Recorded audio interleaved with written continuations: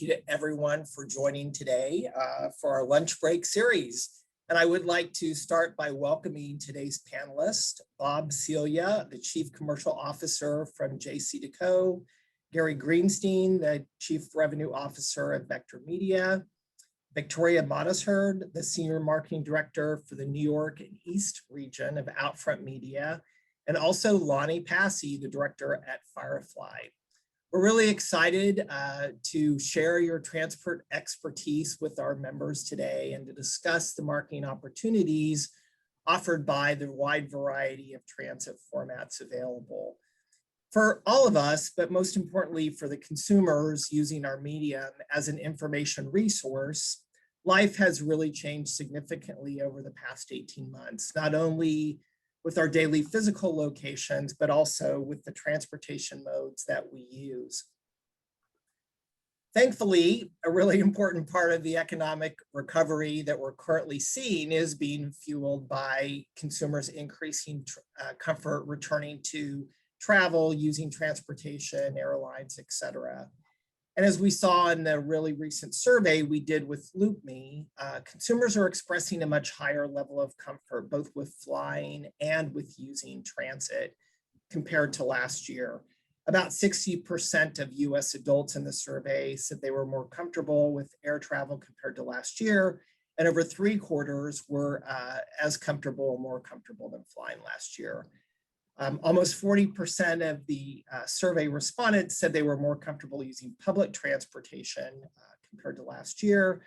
And about 2/3 were as comfortable or more comfortable than using it compared to last year. And then through the end of the year, we saw almost 40% of US adults said they were planning to use air travel more than they did for the same time period last year.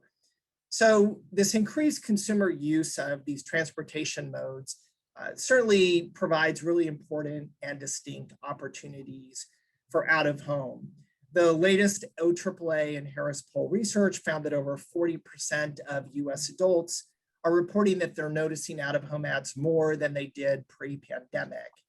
And in larger cities of 1 million or more, that increased notice rate of out-of-home ads jumps to almost 60%. So really impressive. And so to my panelists, in this marketplace that's really been significantly impacted by the pandemic, but now in a strong recovery mode, let's start our discussion with this question. What do you think are the top 2 attributes of out-of-home transit as an advertising channel? And Gary, I would like to start with you. Sure. Steve, thank you and the OAAA for having me.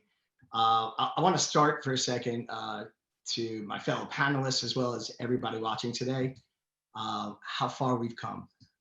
We are a persistent and dedicated industry, and we're going to come out of this stronger than we came into it. So I'm excited for the future. And when it comes to the 2 attributes, I would say first is reach. I believe that especially with the way TV is going right now, we do have a differentiator for transit and out of home.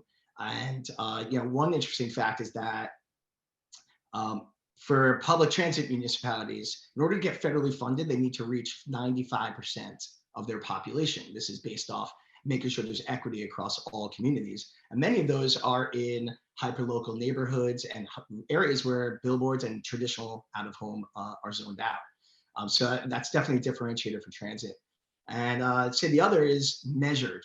And I have a feeling that'll be something we're going to be talking a lot about today. And it might be a surprise for a lot of the people that are on this call. Transit is planned with audience insights. Transit is executed with mobility. And we're now able to attribute consumer behaviors to their engagement with transit. So I think those are 2 things that really step up the game when it comes to transit advertising. Great points. Victoria, what's your perspective? Well, I think Gary definitely took the top spot with reach. But just to add to that, currently right now, out of home is associated with joy. We've all been in lockdown or have had to change our normal routines. And so being outside is a shared community opportunity. It's where we socialize. It's where we're able to experience our environment. So definitely joy. And then also, it improves the commuter experience. It's part of the daily journey. It's non-obtrusive. People look forward to, the updates that they see when they're out and about throughout their daily journey. So I think those are both two really great positives. Excellent points. Lonnie? Yeah, and great opening, Gary. I totally agree. We are on our way to the road to recovery, and things are looking really up right now for the remainder of the year in 2022. But my 2 points on out-of-home transit, why I love this media so much, is because we are that baseline media format. We are that foundation for all media. A senior buyer years ago told me, when he was putting together an out-of-home media plan, the first thing they would put down on that plan was, your foundational media, your transit media. Transit's always been your workhorse. It's always been your, like Gary said, your reach format. It reaches all the people. So, that's kind of where we are in the out-of-home transit world. So, yeah. And Bob, you can close us out on this one. Yes, and again, thanks for having us. I'm going to take a little different perspective. While I agree with the other panelists, from an aviation point of view, it's the elite nature of that audience. I mean, we like to say more affluent, more influential people congregate in airports than anywhere else on the globe. So if you're interested in that type of audience, that's what aviation marketing can do for you. I think the other attribute is the dwell time. I mean, there are very few forms of other media where you're in an environment for 60 to 90 minutes every time you're there. So it's a real opportunity to engage. And I think those are the 2 biggest attributes from that perspective. I think you all have just positioned transit in an excellent way. Great responses. Let's, I think Gary kind of touched on this, but let's go ahead and segue over to the topic of measurement. And I'm going to start out with this. In response to the pandemic, I think the audience would probably be very interested to understand how your companies have used data and innovation to really support the recovery of the transit sector. And so, Lonnie, how about if I start with you on this one?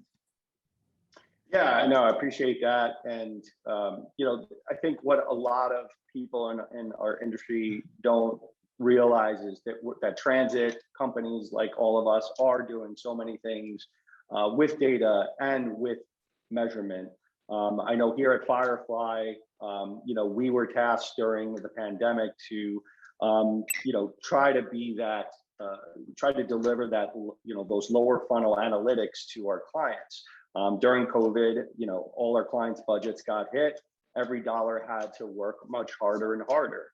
So we actually came up with our own measurement optimization tool called Street IQ. And I know other companies are doing this as well in the space, but we're able to, measure and attribute to, performance marketing and also optimize in real time. So there are some really great innovation things happening in the transit space. And we, as the panelists here, we just have to do, we have to do a good job educating our clients, educating our agency partners, so they understand that this format is, it's very measurable, and we should be having those conversations. I'm just going to open it up and let the other panelists jump in for anything that you'd like to add. Yeah, I can jump in. I think that the pandemic definitely made it very clear that data and mobility is more important than ever, and that transparency is really important. And here at Outfront, we immediately got to connecting with all of our transit authorities and analyzing daily numbers. I'm probably the highest user on the MTA site right now, but we look at it every day and we analyze the growth and where it's going. And really, to be honest, we've looked at every source of data that's available out there and used it all, also including visuals. A lot of our clients aren't able to be in the marketplace. So pairing that data alongside with photography and videography, really to tell a full market story. And then we've also gone out and done surveys. We did 2 market surveys in New York City to really help us understand the who, what, and how. Not only what the ridership is, but who are they and what are they doing? Why are they using transit? You know, what's their behavior? How has it changed since the past 6 months, 12 months, et cetera? And that really has been able to fuel the data that we have. You know, really to show that riders are young, diverse, educated, single. They use it to get around in general. They may not be going to the office every day. You know, we're seeing reach come back before frequency, but it's a much more pleasurable experience. It's less crowded. You, like Bob said, you really get to spend time with those brands that are in that environment, which is really important. And then as far as street level goes, you know, I know a lot of us have been looking at other opportunities, other sources of data for robust measurement. And we've done some early collaboration with Street Metrics in South Florida to really understand the value of our bus media. Like Gary mentioned before, getting into the neighborhoods and really finding the audiences where they live, play, eat, and see. I think that's a really great point, Victoria, that you know, we saw some of those same changes, right, on the automotive traffic too, that maybe consumers weren't traveling in the exact same patterns that they were traveling pre-pandemic, but people are out there still and engaged. And I think, you know, there's a lot of data out there that shows actually many consumers, while they maybe are taking shorter trips, are taking more trips, you know, during a day than they used to. Steve, you know, I think Victoria made a really good point as far as you know, the street level inventory. Consumer behaviors continue to evolve and adjust. Yet, you know, we've been able to really, you know, help advertisers be able to engage with those depending on which neighborhoods and what areas that they are in. Either way, though, brand marketers, of course, had challenges understanding how traffic and impressions were impacted by the pandemic, and that made many of us on this panel, and certainly at Vector, act and adjust. And we ended up investing heavily in near real-time and measurement and attribution for moving and transit media. And that was early in the pandemic. And I think that that's something that was probably a timeline that was 2 to 3 years down the line, but we ended up, you know, expediting it into 9 months. We had some time on our hands. But through our partnership with Street Metrics as well, I think that you know, many of us, including Vector, became sort of a useful resource for brand marketers and agencies as we were able to crack that code. And for the first time on transit and moving inventory, we were able to measure and understand the audiences in near real time, which was so important as we had to navigate the quickly changing consumer behaviors. Currently, in New York City for the last 30 days, we've seen a near real-time impressions on current transit programs, and that was 27% over pre-COVID expectations. So they're not historical estimates. You know, what we're providing now for programs across the country is be able to provide the impressions of those actual transit investments.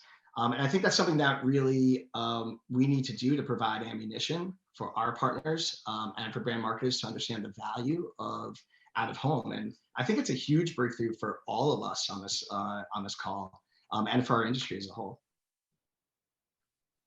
Great. I think something that the audiences also really like to understand, especially those sellers, I'd love to hear your perspective on, you know, your approach to ensuring that transit is part of your client's marketing mix when they're putting it together. Who'd like to lead off? I'll give it a shot. You know, I think all of us are selling an audience ultimately. And, you know, we've got to use data. We've got to use, we have to optimize the assets that we have at our beck and call to show clients, you know, how we deliver that audience, you know, efficiently, but also impactfully. What is the unique selling proposition for each one of our assets? And I think if you really ask each one of us, we all have a distinct asset or point of view on that. And I think ultimately it's just staying, you know, on top of that message. And I would just like to add, I mean, it's a data-driven world, and we're all on top of it. And whether it's top of the funnel or bottom of the funnel, you know, we're using data to help and to evangelize, you know, the value of each one of our assets. And just to add to that, you know, it really is about mixing it up and adding in, layering in the different assets within the out-of-home sector to reach consumers at different touch points. You know, that's really where the frequency drives home, reaching them at home, reaching them on their way to work, reaching them at the store, etc. And out of home really can plug all of those channels and support whatever their other investments are as well. In a way, Yeah, a and I lot think- of other competitive media cannot. Great point, Victoria. Mm-hmm. And one more thing I wanted to add, and I think we talked about this in one of our pre-panel segments, but you know, all of our formats here, we're all interconnected. You know, so it doesn't just stop at the airport. It doesn't just stop in a taxi. We're all connected. If airline travel is doing well, taxis are going to be there, commuting to and from, you know, big cities. Same with buses, same with subway. So we're all interconnected in some way or another. And I think that's really important when we're talking to our brand partners and specialists. Let's do one more question in the measurement field, and then we'll move on to technology, mobile and social, which we're already getting some questions about. But performance marketing, and I, you know, we've already gotten into this already with the conversation, but it's really more important to marketers than ever before. And so how are you using in your own companies? How are you able to demonstrate to brands that investment in out of home is really delivering desired business outcomes? I can start. Gary, can I put you on the spot? Sure. Wouldn't be the first time, right, Steve? So you know, I would say that we're light years ahead of where we were just a year and a half ago when it comes to being able to tie certain business outcomes to the transit investment. I would say that through street metrics, we can measure performance, you know, for transit among, you know, exposed audiences versus control groups. And we're sharing results regarding whether it's app downloads or in-app engagements or web engagements or even brick and mortar footfall. And brands are able to now be able to show and determine the return of an investment based off that. We've done this for several clients that have tested it and seen the results, and then, you know, have actually then expanded their investment in transit. One client that comes to mind is a CPG client, which didn't do a lot of out of home, tested in New York and LA. We worked together to share results, and then you know, now they're running in a 7-market program with us. So I think that's a direction that we can all be, you know, that we all are focusing on to be able to hit more of the bottom of the funnel, as well as, you know, the strengths that we have on the top. Sure. Yeah, and I mean, I think measurement and data and attribution is key in this discussion when it comes to transit out of home. And I agree with you, Gary. COVID caused us to speed this process up. It was a much needed process, but it definitely sped it up, you know, months instead of years. And you know, we're doing something similar at Firefly as well, with our own patented technology called Street IQ, with measurement, with optimization, and just like you mentioned, of those, you know, those attribution studies that we can do in real time, whether it's tune in, whether it's brand lift, whether it's football traffic. And then we're also doing optimization as well in real time because of our digital capabilities. So there's so much innovation happening in the transit out of home space. And again, I want to just go back to the fact that I think we as leaders in transit have to do we just have to continue to educate and make sure we're hitting, you know, everybody with these conversations. Okay, let's segue over into technology and mobile social. So research studies show that COVID, you know, really generated these increases in consumer use of technologies such as QR codes, augmented reality. So this is really a 2-part question for you all. First, has increased consumer use of technology these past 18 months really impacted the way consumers are engaging with transit specifically, and if so, how? And then secondly, have these changes enhanced the value of transit out of home, and if so, how? Steve, I think first we have to start with transit and how transit has really leaned on technology. For example, many cities are ahead of schedule for a lot of the technology advancements, just to, ride, to take a plane, to jump on a scooter, etc. over the past few months, from ticketless passes, pay by device, etc. And not only that, but additionally, you can now tell how full trains are when you're booking it. You can tell, you can look at a bus schedule and decide if you want to jump on the bus because it's too crowded or not. That didn't exist pre-pandemic. So, at the forefront, transit authorities have really upped the game in regards to technology. Now, as far as the growth of QR codes, again, transit opportunities are syncing with the use of QR codes. And it's making that flexibility lifestyle more available. If it's a beautiful day out, you can decide to take a scooter. If it's raining, you might jump in the subway, etc. And, QR codes are now, really adopted, and we're seeing that integrated into the ads from our clients. Across the country, in all of our place-based, we've seen an uptick in QR codes.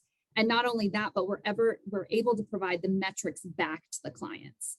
And it's really allowing us to activate connectivity with consumers and brands and drive that path to purchase.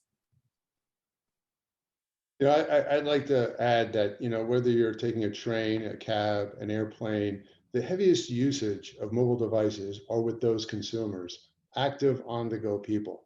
So I don't think this is about COVID. I think this is about an audience that we all share that is very heavily involved with their mobile devices. And you have an opportunity in these various venues to engage with those devices.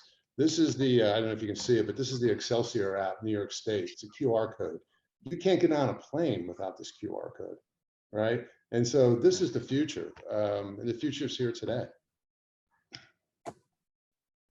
Out of home is big screens driving consumers to small screens, right? Yeah, exactly. Thank you. Very good. I would also like to add that, payment technology has become very hot right now in the transit space. So as Victoria said, everyone is walking around with this supercomputer in their pocket, and they're using it for pictures. They're using it for, everyday behavior. But when they're going on a subway, when they're getting in a cab, when they're getting on a plane, on a bus, they're using it to pay. I think MasterCard announced today that they're getting rid of all their magnetic strips on credit cards by the year 2024. So that's gonna elevate mobile devices in this space, in the public space of transit. Great. And then in a recent OAAA lunch break presentation, Rashad Tabakwala referred to out of home as the most Instagrammable medium. Do you have any examples you can share about transit out of home driving social sharing and activations? I know we've gotten a couple questions where some of the attendees are really interested in learning more about that. Yeah, Steve, I could start on that one. Beforehand, I just got to say that one of the funniest things that I've learned over the last couple of years is, for some reason, celebrities could be on movie screens globally, 50 different countries. And for some reason, when they see themselves and their face is 2 stories high on a double-decker bus, they have to take a selfie with it on Instagram, and the caption's like, "I finally made it." I just think that's sort of fun. And there have a couple examples for you that I think go towards this point. We recently worked with a movie studio, and they used transit media for large impact, and then also really stood out of the clutter using all the new innovations, whether it's 3D embellishments or backlit illumination. And then they created a surprise and delight moment where the stars of the movie showed up on the bus. And you may have heard of Keke Palmer and J-Lo. So just off a really small, in relative terms, investment in transit out of home, Keke took a photo, put it on her Instagram for her 10.5 million followers. Then J-Lo did it for her 117 million followers. Then the studio actually created an Instagram account for the activation, which garnered 203,000 followers and 15,800 likes. Then it got picked up by news outlets, one of them being Daily Mail, which got 137,000 views and 160 shares. I've never seen this type of social amplification coming from a TV spot or a radio spot or a print ad. So one other example, I'll go in another direction, it would be Jaguar. Let's talk about auto. So Jaguar put a car in a looking glass bus. They put it on the front of the Jaguar USA website. So out of home is now talking about, out of home being the catalyst for online, for web, like we were talking about before, Steve. And they put them on their Instagram, which was 12.3 million. HGTV picked it up for 5 million. Then the video of the Jaguar YouTube had 65,000 subscribers, which got 21,000 likes. My favorite, and perhaps the most meaningful though, for all of us here, is that over 500 strangers on the streets took a photo of it, used the hashtag, and then shared it with their friends and their families. And I think that's really where the organic social snowball effect truly takes place. And I think it's a great opportunity for all of us. And we are unique in that we do engage in the physical world, and we can take more advantage of that. Gary, just to Tremendous add to that, example. I think Jennifer Lopez should be out of home spokesperson. We definitely had some fun social interaction with her with the New Year's Eve concert, where she wrapped the J-Lo beauty train, the shuttle wrap, and then ran that clip on TV, again, out of home, and then on TV right before her segment. So that was a lot of interaction there. But a recent campaign that just posted here in New York City is for Supreme, a New York, an authentic New York culture brand. And it literally just went live on Sunday, yeah. And it's received over 2 billion reach. It is a movement.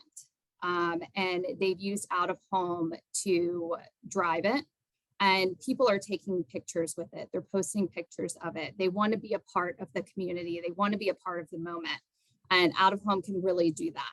So we've seen amazing traction from it, and we can't wait to report once the campaign's over on the full results.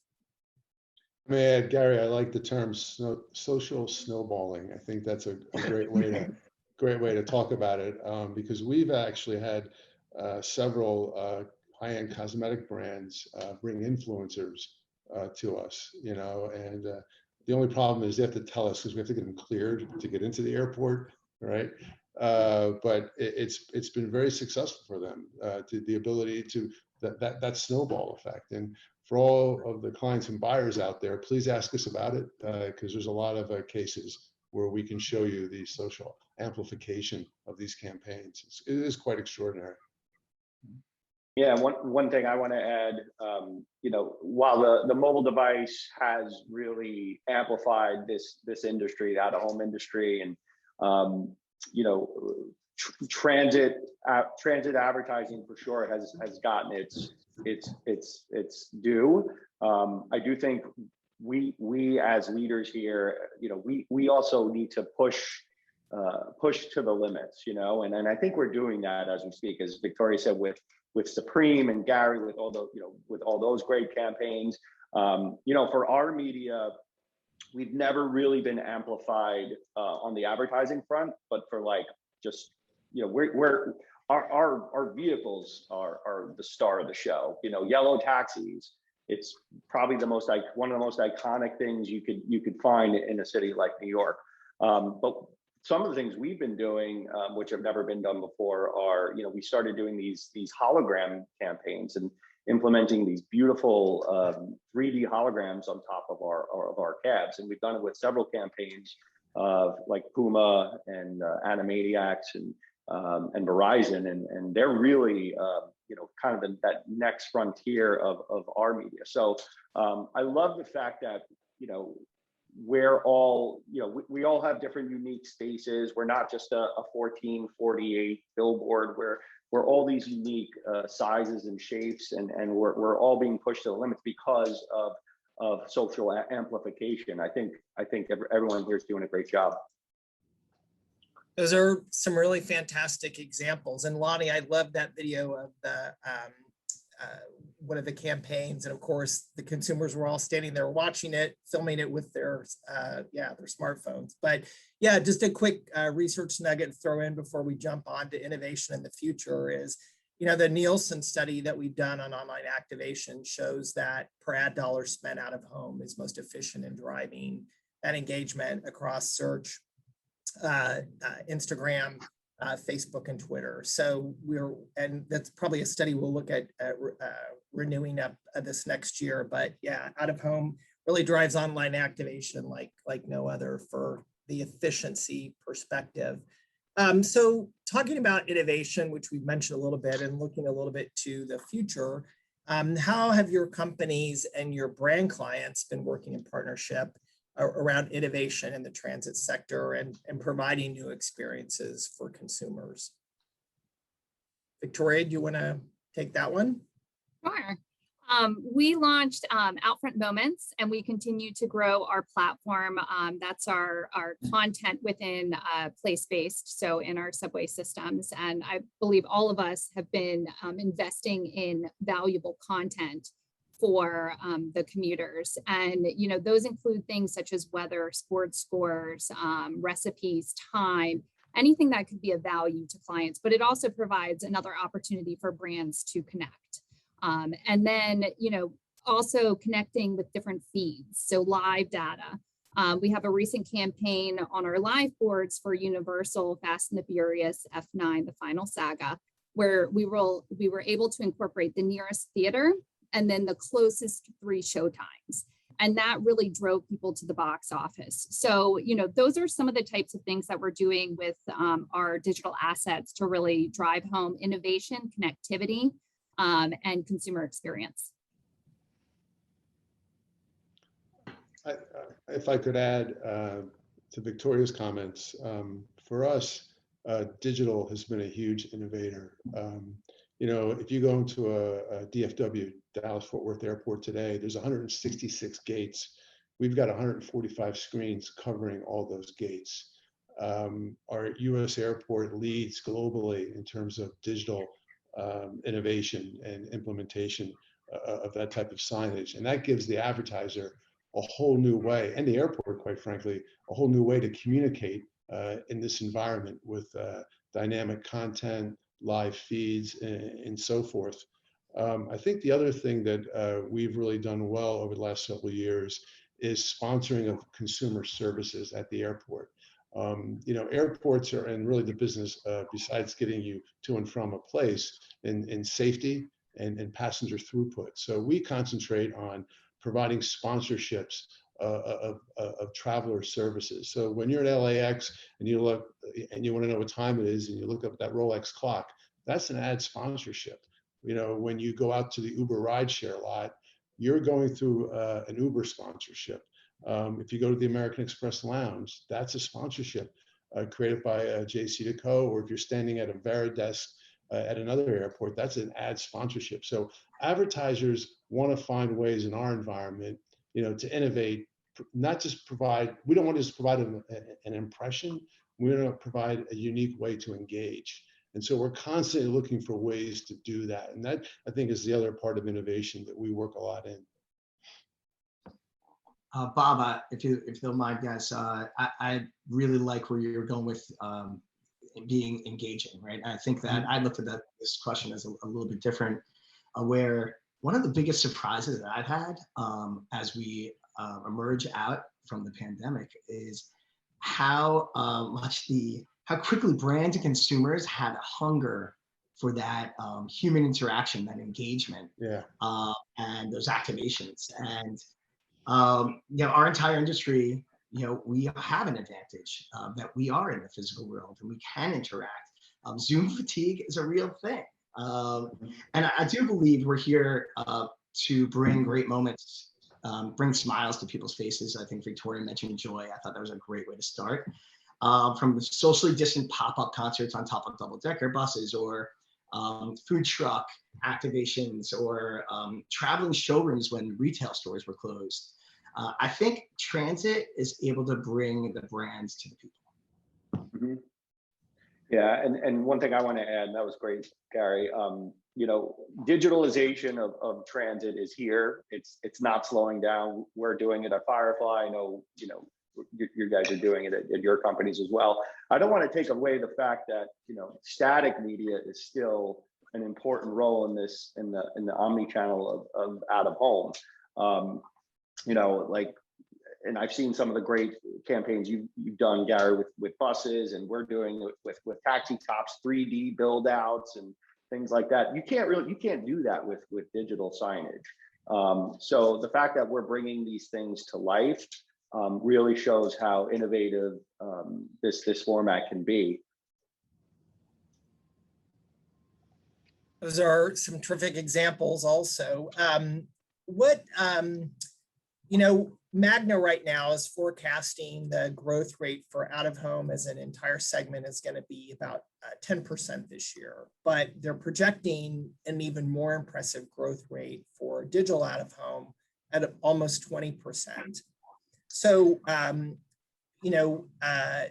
Lonnie, you just said that, the digitization is here, but what are some of those trends that you're seeing within our industry, our transit industry? And how would you qualify those resulting benefits both to the advertiser and to the consumer? Because part of what I've loved about this discussion is how focused you all are on the consumer experience. Yeah, those are really strong numbers for sure from Magna. I will say it's definitely leading to more conversations with programmatic exchanges. We at Firefly, we are all in on the programmatic story. I do think right now programmatic transit out of advertising has its work cut out for them.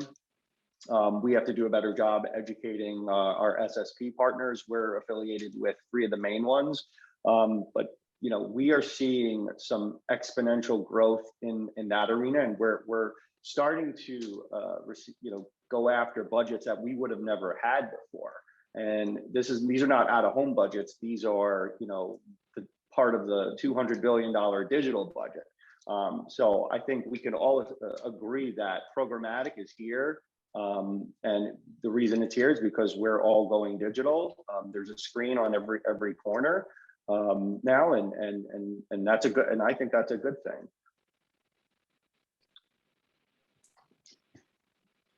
Hey guys, I'll pop in.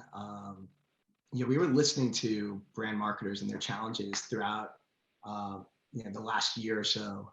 And what we realized is that they had new demands on out of home, and we've worked with our agency partners.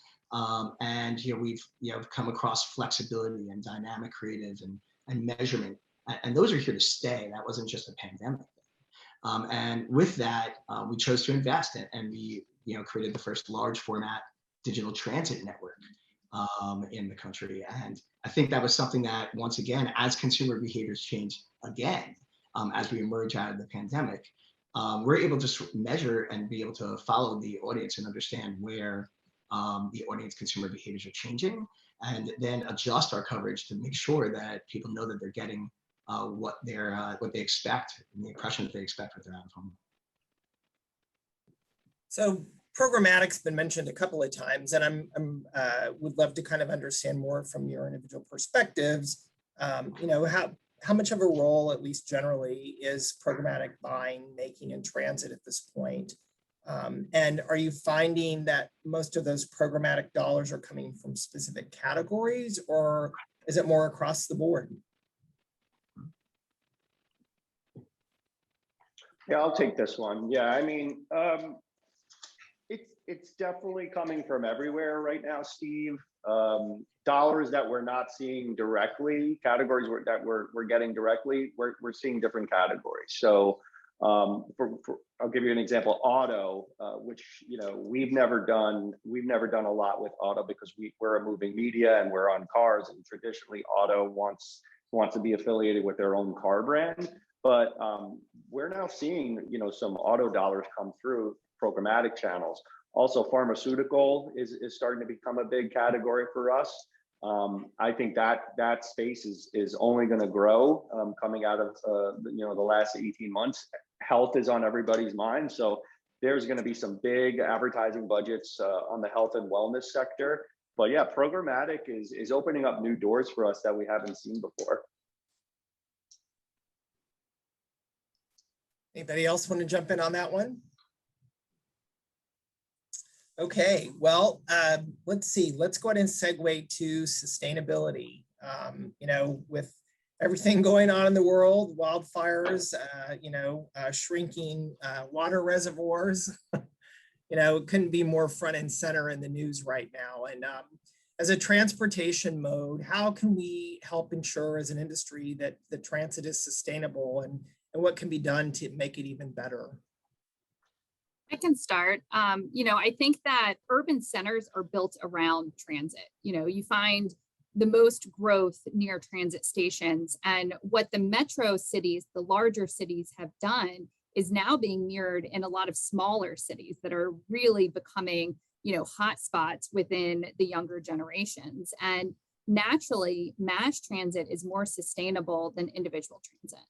A train car can carry approximately 200 people at 50% capacity. It's 100 people across an 8 to 10 car train. We're talking over 500 people. That's a potential of over 500 individual vehicles taken off the road. So it really does decrease the carbon footprint. I think that a lot of the younger generations are looking at all of these opportunities to, have flexibility and have options. And within our urban environments, public transit and, shared transit is able to provide that. So, not only that, but the transit authorities are investing in sustainability, whether that's within their systems for more efficient systems for their vehicles, et cetera. And also investing in transit out of home puts dollars back into the systems. Whether that's for maintenance, for keeping fares low, for enhancements such as communication and Wi-Fi. All of those are really strong attributes, not only for the commuter experience for the city, as well as for the systems.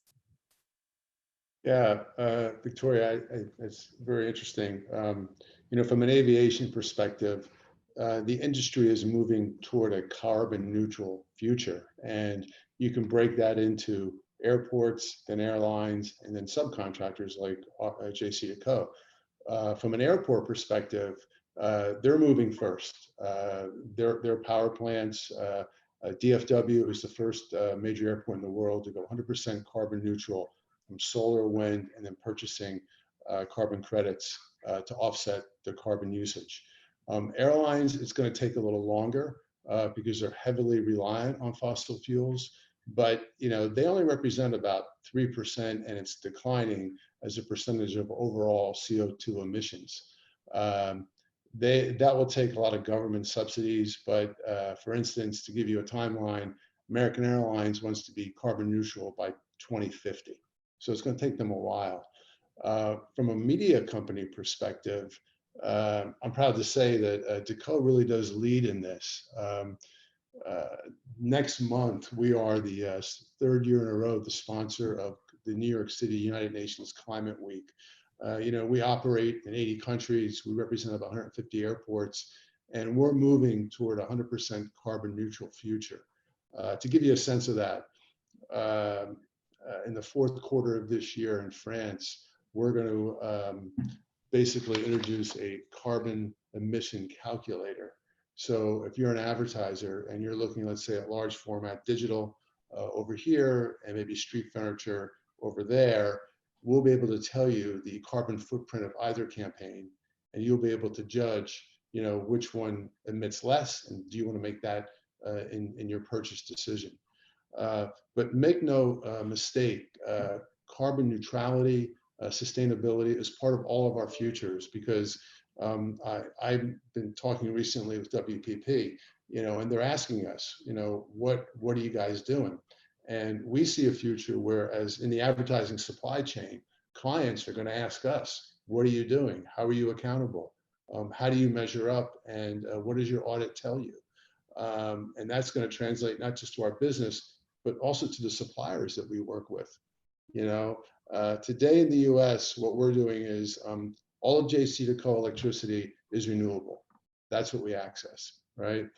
Secondly, we're doing about 80% of our waste is being recycled. The next challenge for us is in our vehicle fleets. We want to move to more hybrid vehicles and eventually electric.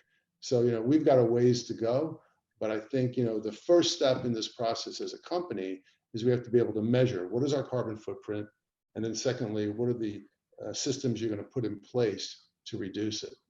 So I think we're all going to be evolved eventually. Yeah, Bob, I think you first of all, JC2Co is really made a focus on this, and I appreciate that, and I think we all do. It's interesting. I'm noticing that we're working a lot with our public transit municipalities on more on-demand bus service, which I think is better for the environment, as they're not running unless they're needed. And they're going into like even gated communities, and they're picking people up from the front door, and then they're taking them to their doctor's offices or medical centers or pharmacies or supermarkets. And I think that, in addition to many of our partners now bringing out fleets of hybrid or electric vehicles, it's something that I think is on all of our minds. It's something that we should really work together as an industry to continue to improve. Totally agree. Any other company-specific sustainability efforts that anybody else wants to throw out into the mix? Or yeah, I just wanted to mention. Oh, go ahead, Lonnie. Okay, thank you. No, I think Gary said it. You said it. The word on demand. That's such a hot word right now, and I think transit is becoming more on demand. When it comes back to sustainability, and eco-friendly technology, I could speak on behalf of the taxi and rideshare industry. In New York City, for instance, Teslas. You're starting to see Tesla taxis, which is really cool. So that's even the taxi industry, which has had its fair share of challenges over the years. We're starting to invigorate and innovate, and it's exciting to see. We're even seeing brands, because they're seeing those new technological advances and new electric cars.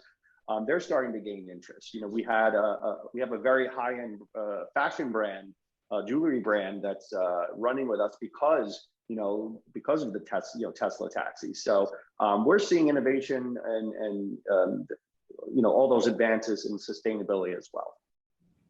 I was just going to mention, all of our companies are always looking for opportunities to, partner with a lot of these new companies coming out for recycling or other types of reusable materials. So, we partner with Rare Form and repurpose vinyls and so forth. And we have a long way to go, but, every little bit that we can do to help the environment, all of our companies are definitely looking into them. that's excellent. And I love hearing that there's already advertiser interest and intrigue by, aligning with some of the sustainable efforts that your companies are making. That's really excellent. We have about 10 minutes left. So I want to let's talk a little bit about the state of the business right now. We've all felt the challenge, and personally and professionally the last 18 months. But there is a good outlook, and while it seems like the Delta variant is going to mix things up a little bit, I think that's going to be able to be controlled, through not only the government, but business response too. But would really be interested to know, your perspective, outlook for transit from now through the end of the year. I'll kick it off. Okay. Steve. We're bullish. The pipeline is full. We are looking at significant investments from major advertisers like now, not just Q4. From our perspective, we look at TSA numbers, and we're seeing major airports certainly now, certain ones in our network above 2019 numbers. This is being driven primarily or almost by domestic travel. People, in the last, let's say 10 days, there's been more of a concern about Delta. We didn't see any effect on air travel. We're consistently growing now, and it's domestic. And so that's a very, very strong indicator, because the bulk of our business, are for advertisers wanting to reach Americans. So we are, obviously as human beings, we're concerned about what's going on, but from a business standpoint, we're very strong. Great news. Other panelists? Victoria, you want to go next? Yeah, sure, I'll step in. In Q2, across 35 of our offices of our expert sales reps across the country, we saw 300 new logos in one quarter, which was very encouraging to see, and we're pacing to beat that in Q3. And I think it just shows that we've all evolved, and I think that's something that we talked about. If there was one word about the outlook of transit, I would say evolution. And I think that's something that will be with us for a very long time, even after, well after the pandemic is over. Some of that Burrell research that they did with local advertisers early in the year showed that 2020 was really about retention, but there was this defined pivot to 2021 with acquisition. And that certainly aligns with what you just shared, Gary. Victoria, you want to jump in next? Yeah, I think we're all monitoring the trajectory of mobility across all of our formats and all of our cities as well. And that's really important. And like Bob mentioned, we just did an overlook in our markets as well. And everything looks, very steady. And that's positive considering, what's been said about Delta. But I think what really stands out is that we've evolved as consumers. And now wearing a mask is not necessarily, taboo. You do it. You go about your life. You want to fly to California, absolutely. Be safe about it. And we still want to have these experiences. And luckily, out of home is going to meet you wherever you are throughout those experiences. So, I think it's really positive for the back half of the year and going into 22. Lonnie? Yeah, we at Firefly, we've seen some exponential growth year over year. I want to say Q2 and Q3, we kind of, if you look at them together, it was just a monster 6 months that we've been having. And I think it relates to all that pent up demand that advertisers have had. They want to get back in the out of home space, and they truly are now.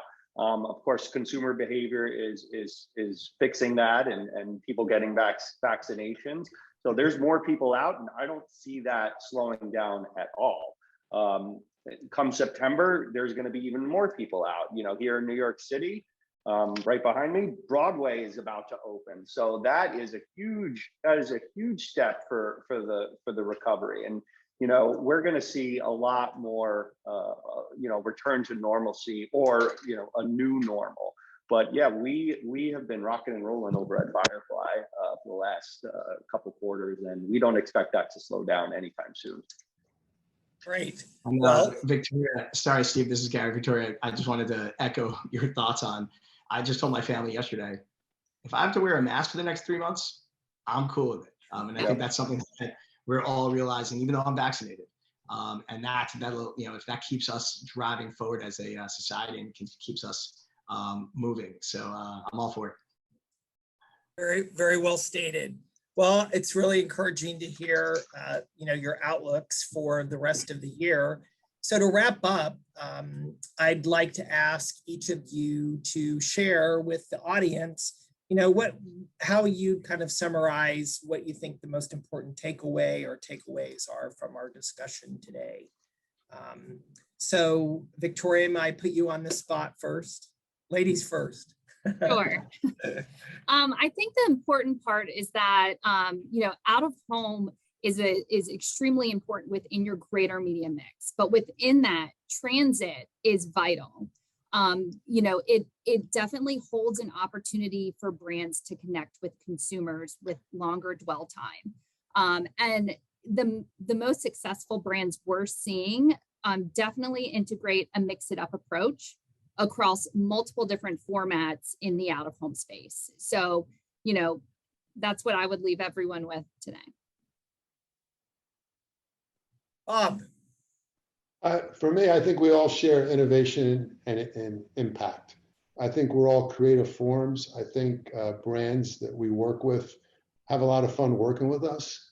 And, so just keep having fun and keep coming back. Great. Lonnie, how about you? Yeah, I love that. I love that, Bob. Let's keep having fun, because this is a fun panel, and it's a very fun format that we all work in.